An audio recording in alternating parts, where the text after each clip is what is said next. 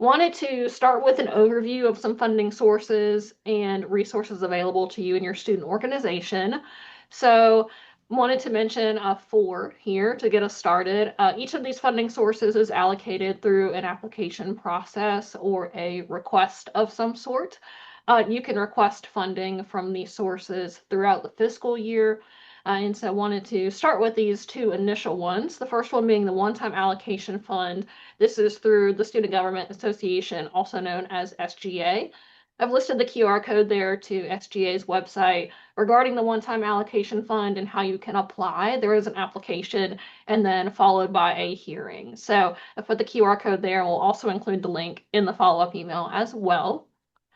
The second one is all-campus allocations. So these are for organizations who are invited to apply after receiving funding from one-time allocations for 2 consecutive fiscal years. So for our eligible organizations in the room today who receive all-campus allocations for the fiscal year 2027 that is coming up, that will be the main source of the second half of today's presentation, where you can learn more about that process and completing those things by the fiscal year 27 deadline.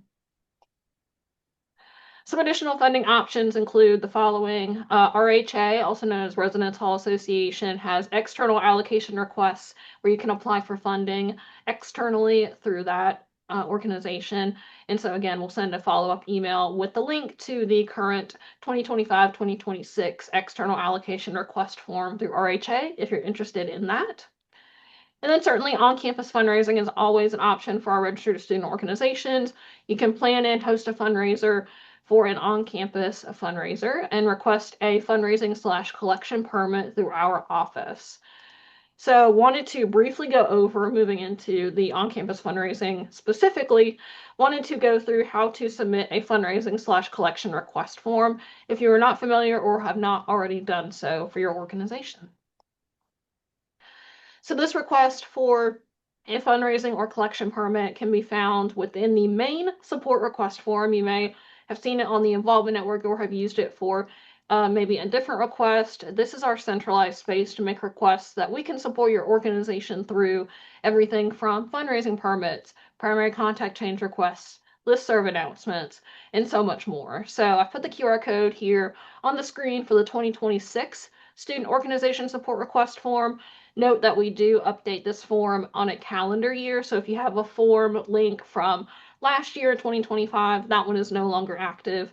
Please be aware we do have the 2026 form live as of January 12th. This QR code will take you there. It is also found on the homepage of the Involvement Network under the Campus Links section.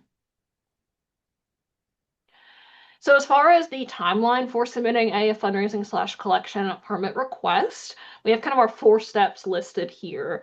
The first one is submitting the request itself through that student organization support request form.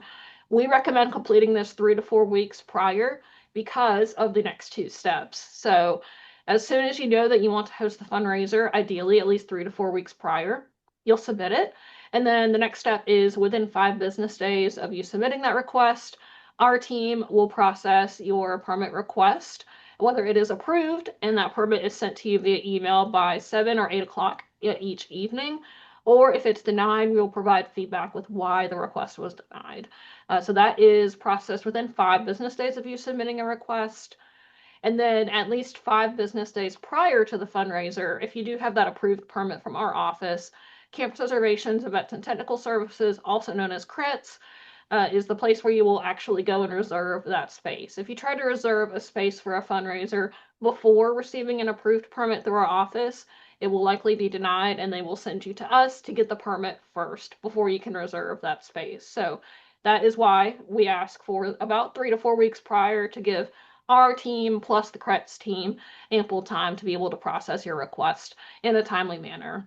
And then that last step is certainly having and hosting your fundraiser. So we ask and recommend that you have a copy of your either your permit or your sales request form. If you're working with the one-card ticketing services, have the copy of that documentation available on site just in case. And so you know that you have all of your documents approved for that fundraiser that you're hosting. Some examples of fundraisers that we often see, I'm sure y'all have seen many of these around Tate and MLC, but these are some examples if you're starting to think through, we're in February now, so thinking through if you want to get some fundraisers started for the rest of the spring semester. We see a lot of merchandise sales, whether it's t-shirts or buttons. Right now we're seeing a lot of Valentine's Day related sales, certainly things like flowers and things of that sort. We see a lot of food sales. Be mindful that if you do sell food, it does need to either be prepackaged from a store or pre-prepared by a vendor. Food that is homemade by members will be denied if that request is submitted with homemade food. And then certainly we also see a lot of, donation-based fundraisers, things like Pie in the Face, Pie in Exec. Those are really common ones that we see selling tickets for an upcoming event, things of that sort too. So things to be mindful of as you're starting to generate ideas, or if you're wanting to, bring back a fundraiser that hasn't happened for a couple of years. These are ones that we commonly see, but just be mindful of that timeline for submitting your request in an ample amount of time for our office. And then a couple of caveats here at the bottom. I've already mentioned the food one, but certainly for that second one listed at the bottom, student organizations and their members could be individually liable for any injury caused by an organization's implemented activities. Pie in the Face is a great example of that. So student organizations should exercise risk management and liability mitigation practices. So being aware of any risks that could pop up for a fundraiser that you host. And then please ensure that you are not advertising for any commercial enterprises or for-profit entities like vendors or restaurants at your event, as that would violate the on-campus solicitation policy. A few limitations for fundraisers that I wanted to mention are listed here. We've got three. The first one being raffles. So raffles are illegal in the state of Georgia and are prohibited without a proper license from the Athens-Clarke County Sheriff's Office in particular. And so a raffle being defined by any type of drawing where you can increase your odds of winning by purchasing more tickets. So you can either choose to pursue the license through the Athens-Clarke County Sheriff's Office, which again takes some time, or you can choose to remove the raffle portion from your fundraiser. Up to you. I've already hit on bake sales a little bit in the previous slide. So if you do not describe where the food is coming from, whether it's a vendor or a store, we will ask for more information because the sale of food by members will not be approved. And then for off-campus fundraisers, while that is permitted, our office will not issue any permits for off-campus fundraisers since this is outside the jurisdiction of our policy and our purview. So your organization would be responsible for ensuring that you are following all applicable laws and policies that you are hosting for any fundraisers off campus. We see percentage nights a lot. This is a great example of an off-campus fundraiser. Permitted, but things that are outside of our purview and you do not need to request a fundraising permit for. Okay, like I said, I wanted to do a brief overview of those resources available just so you were aware of those other funding opportunities, but want to switch to the second half of our presentation today, and the main focus is our guests from the Student Affairs Business Office walking through the all-campus allocations process for eligible organizations for the fiscal year 27. So before we hop in, wanted to do a couple of notes. Certainly for individuals on the call, want for you to be mindful. In order for you to be eligible for all campus allocations, student organizations must have received one-time allocations for 2 consecutive fiscal years. So the business office has already reached out via email to primary contacts and advisors who are eligible for all campus. So for folks who are on the call, if you have not received communication from the business office as of February 1st, 2026, your organization is not eligible for all campus allocations in this current spring of 2026. So keep that in mind in terms of your eligibility for the organization's utilization of all campus allocations. But really excited to have 2 guests with us on the call from the Student Affairs Business Office today, June Winday, as well as Stacy Minnie. They are fantastic professionals who are great at what they do and want to help you all with this all-campus allocations process, as well as funding for your organization in general. So I will pass it over to them, and we'll do a little bit of overview of the process, and then they will do a walkthrough of some examples of the templates and what to expect for that process. So June, Stacy, I'll pass it over to y'all. Thanks, Rachel, and thanks everyone for being here. We're going to just go over some general part of the process in the beginning, and then Stacy's going to share her screen in just a minute so that you can actually see an example of how to complete your budget request. So Rachel already mentioned that you would have received an email from me on June the 30th if you are allowed to come before All-Campus this year. If you're a new group, that means that you went before one-time allocations for 2 consecutive fiscal years. If you previously received All-Campus allocations, you automatically get the email for the next year. So until you decide on your own that you don't want to request funds or whatever, you'll continue to get an email each year around the same time. So the qualifying part is the 2 years, 2 consecutive fiscal years with one-time allocation. After that, you're qualified. And so you'll get the email every year. So let's talk about what happens when you get that email from me. And the subject says, it's budget time with an exclamation point, because I know everybody loves this time of year. So the emails went out from me on June the 30th. Attached to that email were instructions, and please read those before you get started. It'll probably save you a lot of trouble. So read through those, it's step by step. And then also when we get to the example that Stacy's going to pull up in just a minute, you'll see that there's instructions on each page of that. So that should prompt you about what to do. But the instructions that are attached cover really the whole process. So you probably want to read through those before you get started. So attached to that email, you have budget templates that at this moment are blank. Those are for you to fill out, and we're going to explain how you do that. You also had something called general recommendations or general feedback. That is something that the All-Campus Allocation Committee comes up with every year after they've heard from all of the groups.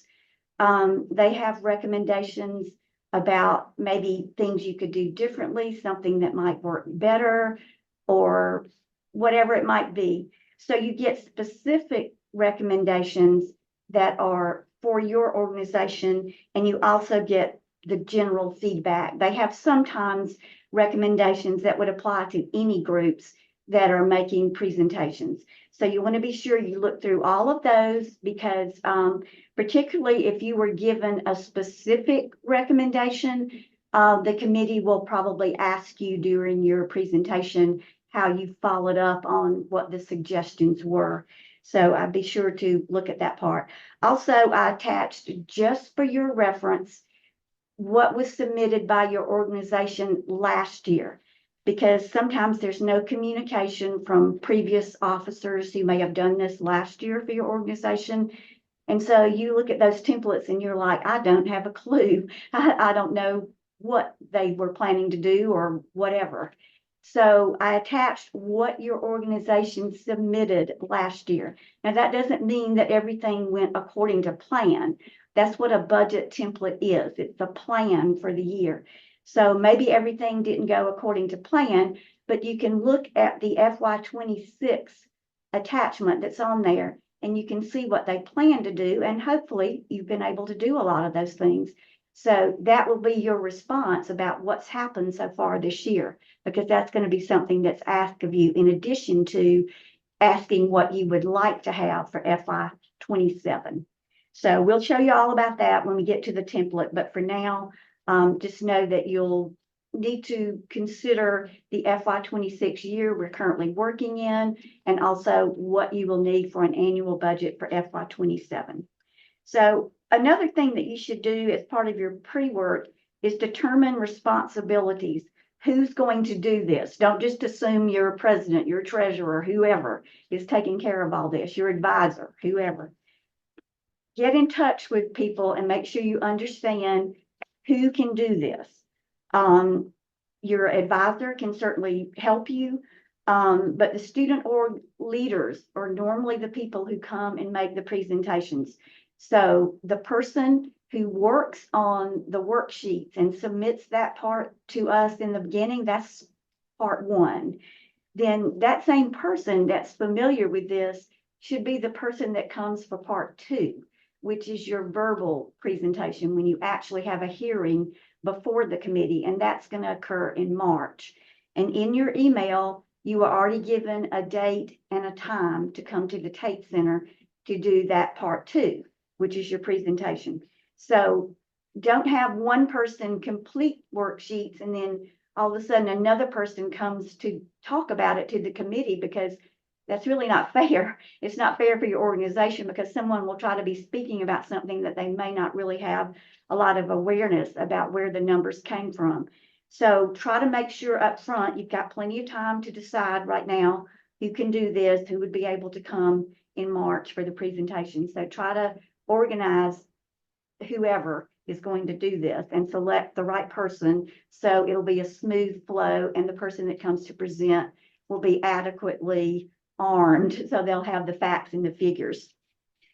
Okay, so when you get this template finished, all the pages for that, and they're not many, it's not that hard, you will email that template back to me to sabo@uga.edu. That comes to our department email, and that's the one that you need to send it to. Don't respond to me directly, just send it to sabo@uga.edu. And that has to be back to me by 3 p.m. on Friday, February the 13th. If by any chance you want the committee to know more about your organization, then you should also submit a supplemental information piece. And that's also submitted electronically. It also has to be submitted the same day that the templates are due. You would just include that as an extra piece when you return the templates. It can only be one page, 8.5 by 11. But on that page, you can do pictures, you can show graphs, you can just give any kind of information that would give the committee an idea of what you actually do on this campus and why you should be considered for the money that you're asking for. This money is coming from student activity fees that are paid from almost every student every semester. So you have to be careful and be sure you're including people, you're announcing your events, you're doing things so that people show up and you'll be able to report attendance, because the committee likes to see responsible use of the funds. I mean, they know where this money comes from and that it's somewhat sensitive. That's why you don't just go out and spend without guidelines. So just be careful. And if you want to do supplemental information, just be sure to do that piece electronically, a PDF, and just send that PDF back to sabo@uga.edu at the same time you send the templates back. If you put any kind of photos or anything in there, identify what's going on so the committee members can look at it and have an idea of what you were doing, what kind of events you do, and how you spread your mission and your word across this campus. Okay, all right, we'll go on to the presentation. Like I said, after you've done that physical piece and returned your written work, then you'll have a presentation. You'll have the date and time in your email that says when you need to show up at the Tate Center to do this. It'll be sometime between March 16th and 19th. You come to room 480 in the Tate Center and you appear before a committee. Let me tell you, first of all, that committee is not there to trip you up or ask you tough questions that, confuse you or whatever. They're just there to find out about your organization. They'll have the information that you've already given about the budget templates. So they just want to know some more information possibly. They'll have a question about things that you see. And so they just need to have time to answer and you tell them what you want them to hear for about 7 or 8 minutes. And then they'll have some questions usually for the last 7 or 8 minutes where they'll want to ask you things about what they're reading. So just be sure you understand your numbers that you've given so you'll be able to respond when they ask. You can't bring any handouts or any kind of visuals, no laptop presentations or anything when you come for that part of your presentation. And that committee is going to be made up of your peers, which are just students, just like you. Some of them are undergrads, some of them are graduate students. They come from all across the campus. There are students that are nominated from different schools and colleges, different departments. So there'll be people that touch almost every area of this campus there. It's not just limited to Student Government Association members or officers or anything like that. So you'll have 15 minutes for that presentation, use about 5 to 7 to talk, and then leave time for the questions. Okay, then there's a few mistakes that you want to avoid. One is procrastinating. Try not to do that, because then your presentation will reflect that you didn't give sufficient time. You won't give the committee very much information, so then they will come up with a lot of questions probably in the presentation part, and you may not be prepared with an answer if you don't have something on your written information that will kind of prompt you for what's going on and what the answer should be. Another mistake is failing to read the instructions. Please read those carefully and notice that you don't need to share your documents. Just someone save it on the desktop, work on it from there, and then email it back from there. Please don't use Google Docs and any kind of sharing platforms. They distort the information. Most of the time when people send them back to me, they're locked by some password. I can't even read them. So if you're not careful, your submission won't get included in the process. So just send it back. These are just Excel spreadsheets. So you just complete them and just send them back from being saved on your desktop. That's the simplest way to do it. Another error is not balancing your budget request, and we're going to show you more about that when we pull up the spreadsheet. But just remember that income and expenses must have the same total. Otherwise, your budget request is going to be sent back. So we'll point out where we're talking about that in just a moment. You also have to use whole numbers, round numbers for budget projections. Don't send anything with like cents, like 50 cents or a penny or whatever on the end. Just use nice round numbers. That's the way budget projections are done. Failing to supply supplemental brag sheets. And like I said, that's not something that's required, but it does provide more information to the committee about your organization. So certainly do that if you want to take advantage. The biggest mistake is changing the formats or the appearance of templates. When you go in and damage the locked cells, which there are locked cells and there's a purpose for that, only respond where you're allowed to respond. Don't add lines to the template, because then your format is going to look different when it goes before the committee. We'll have 49 looking the same and we'll have one looking very out of place. So just make sure you don't add any lines. You don't add anything to the format of the pages at all. You leave the width the same. You just leave everything the same. Just complete information in the cells that are provided, and everything will be great. Okay, now I'm going to ask Stacy to share her screen. And then we're going to talk about what we're actually doing when we do this presentation.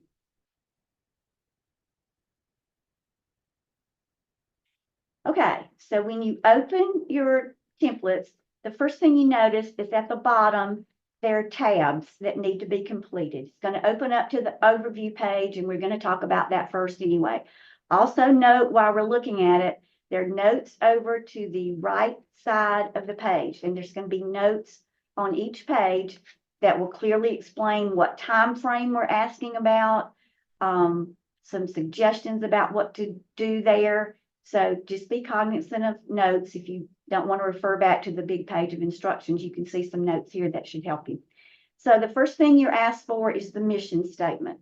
So you should fill that out to the best of your ability, explain what your organization tries to do on this campus, what your purpose is.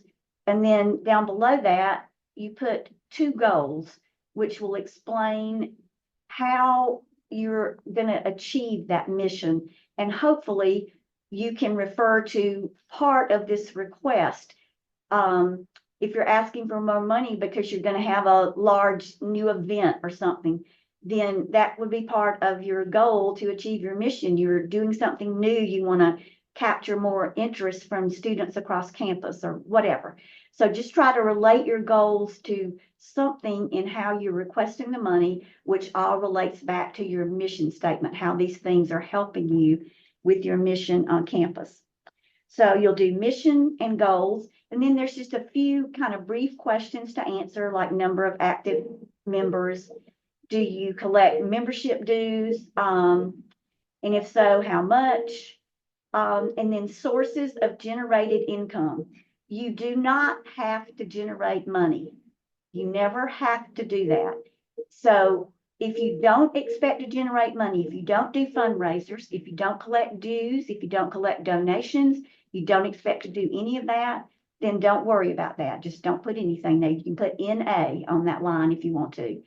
So, but if you do expect to do something, come up with some kind of estimate, figure out how much you're going to charge for non-student tickets or something, or how much you're going to charge for a student ticket if you're going to charge something. Then you're going to charge non-students more. So, estimate what your attendance should be. Most of you know how your events go and about how many people show up, because a lot of your events are repetitive. You have the same kind of ethnic night or some kind of fundraising event every year. And so you kind of know how many people are going to show up. So just estimate to the best of your ability what your attendance should be and kind of figure out how much money that would generate for you.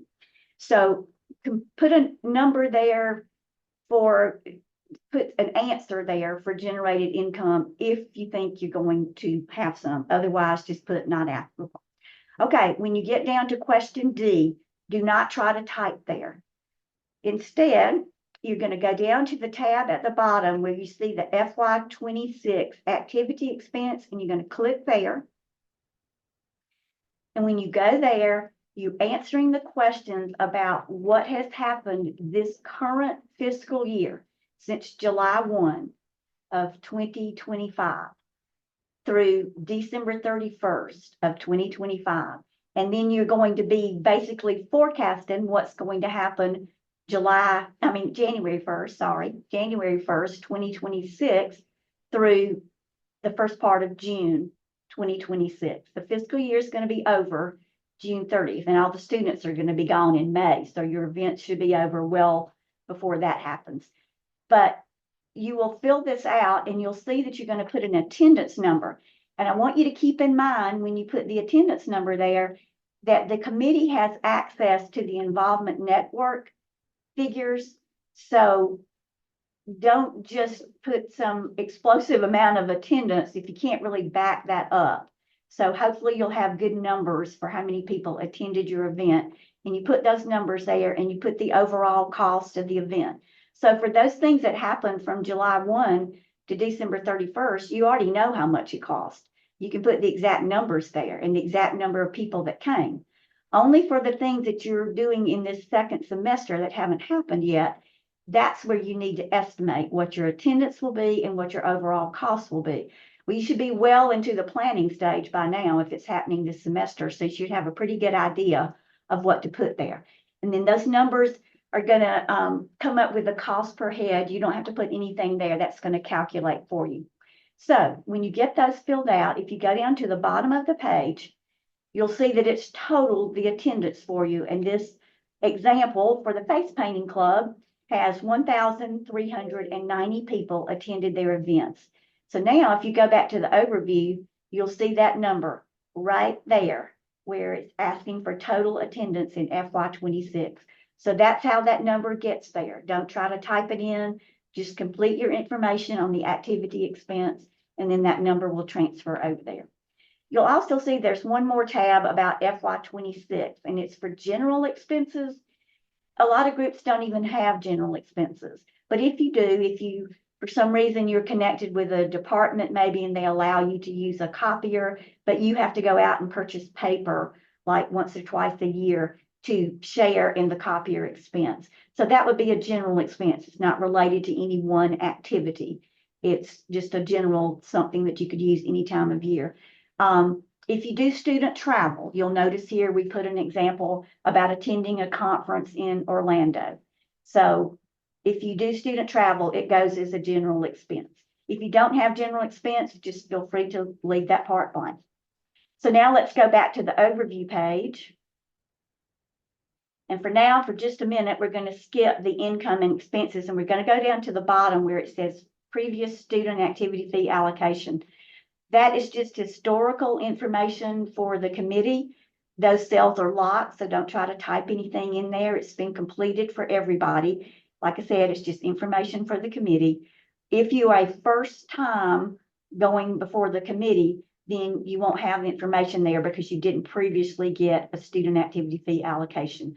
But if you've been before the committee before, you will have things there at the bottom. Again, for information for the committee only, you don't need to do anything there. So now let's figure out how you're going to fill out your form and ask for what you think you need for FY27. We're going to start with expenses. You can start with general expenses or activity expenses. It doesn't matter. I would start with activity because that's what most people have.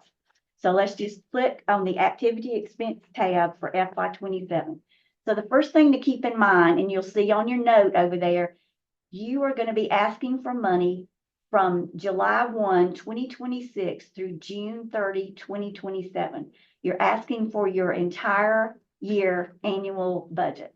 So you start listing your activities that you have planned. If you have repetitive things like general body meetings and that kind of thing, just put them on one line, put the months that you plan to have them, the general location, what you estimate your attendance to be for the whole thing, the cost for the whole thing, and it'll divide and get a cost per head there for you.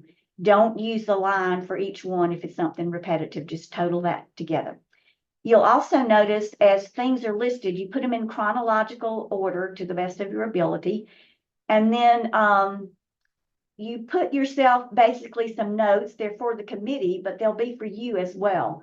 Because if the committee sees that you plan to spend $600 for a tabling event, they might ask what you plan to do. What is it that's going to cost roughly $600? So you see their notes in there where it says face painting, tabling, supplies, $500.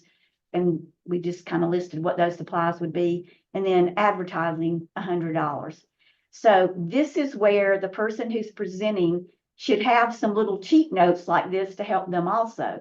Because when they get asked the question, why is your end of year celebration costing that much money? What exactly are you doing? Then you'll have a reason. The venue and the tech fees, like if you are renting microphones or you need a lighting expert, like in Memorial Hall ballroom or something, you put those estimated fees there. That way you'll know exactly how you came up with what you put down for the cost.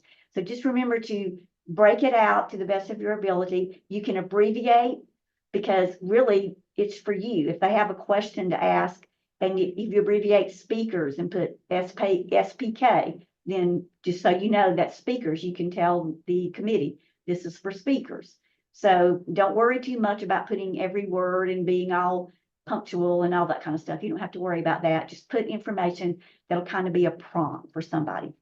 So when you get all this completed, you go down to the bottom of the page and you will see that your total expected cost for this example is $9,800.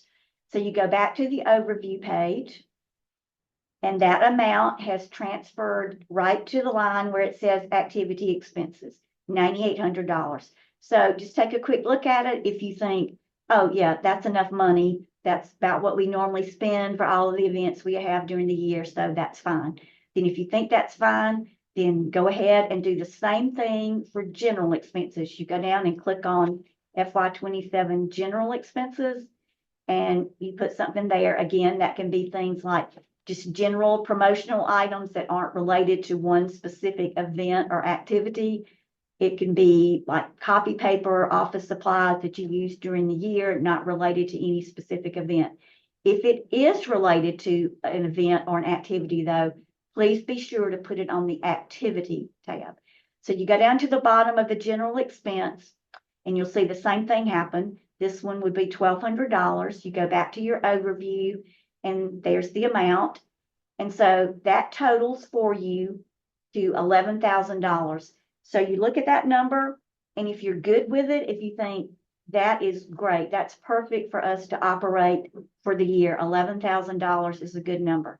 If you're satisfied with that, then you go over to the left-hand side to work on the income. So if you didn't say that you're going to generate any money, then that means that you're going to ask the committee for the entire thing. So like if the face painting club was going to ask for the entire amount of $11,000, by allocation request, we would put $11,000. But we have planned to generate some money. And we said, we figured out with the tickets and whatever, that $1,000 would be what we would generate. So you take that $1,000 and you subtract it from the overall 11,000 that you're trying to balance to. So you're planning to generate 1,000, that leaves 10,000 that you're going to ask the committee for. And so you see that totals for you to $11,000. So at this point, your budget would be good to go to submit to SABO. Okay, but what if you're not happy with the numbers? What if you decide, no, that's not enough, or it's too much, whatever. Don't try to change any numbers on the overview page. It doesn't work. The cells are locked. So you go back to your activity expense, you adjust something in there to change your numbers. You add an event if you need to, you change your cost, whatever. If you need to go up or down or whatever, this is where you do it. And then when you change something, you go back to your overview page and that number will be changed. Same thing for general expenses. If you remember something, or maybe at the very end, you decide, well, I think we are going to ask for some student travel money. So you add something into that. That's going to change your total. You go back to your overview and it's changed your total. But at that time, if you've already worked on your income, you have to go back and change the income. If the total income and the total expenses don't match identically, please don't submit it because it's going to be returned right back to you. So be sure you have the exact same number under income and expenses. And when you do that, you're ready to email it back to SABO. You'll be all done. And it's not that hard. Just remember, don't try to make changes to your numbers on the overview page. Just go back and change where that information came from. That's how you make changes to the front page. Okay, so this information has to be emailed back to SABO along with your supplemental brag sheet if you want to send one by February 13th at 3 o'clock. Okay, so you're done with that part. Then you have a little time to wait and think about the second part, which is the presentation. In your email, you'll see your date and time, which is going to be in March. You come before the committee expecting to talk for 5 to 7 minutes and then expecting questions from the committee for 5 to 7 minutes. Again, they're just your peers. They will be dressed nicely in business attire, business dress, business casual sort of, but it's not intimidating. They're going to be seated at a table, and you can come and you can sit or stand, whatever you prefer to do. So they want you to be comfortable when you get there and just be prepared. So after that happens for Monday through Thursday, on Thursday night, they will immediately start their deliberations and make decisions about what each group will get as far as an allocation. They will also come up with recommendations that will be emailed out to you, and all of this will happen. You'll get the response from me usually in about the second week of April. Even though we meet in March, the hearing committee findings are not official until they're approved by the Vice President of Student Affairs. So nobody knows what anyone's allocation is until everything's approved and ready. And then that will be usually about the second week of April. So then emails will come out. You'll see exactly what you've been allocated. You'll have recommendations about what to do better or what you did well. A lot of times the recommendations are complimentary about what you did well. So you can look for those in that same email. Then your budget will be available for you to spend July 1st, 2026, or roughly a few days after. When the fiscal year starts, the budget will be available and you can start spending, and then you can spend, have everything finalized pretty much by a little before May, I would say, when the fiscal year starts to wind down, so that you can get all of your financial transactions done, have all the paperwork from people that need to be reimbursed or paid or whatever, have all that done, have everything finalized by mid-May, definitely by the 1st of June, because after that, you're going to run short of time to get financial transactions done for the end of the year. So if you don't spend all of your allocation in the year that you receive it, that money's recalled on June 30th. So the money does not carry over. So be sure you get everything in on time. Like I said, when everybody's getting ready to graduate around May, you should pretty much be finished with your events and have things turned in so people can be paid and reimbursed and so forth. So does anybody have any question about any of that?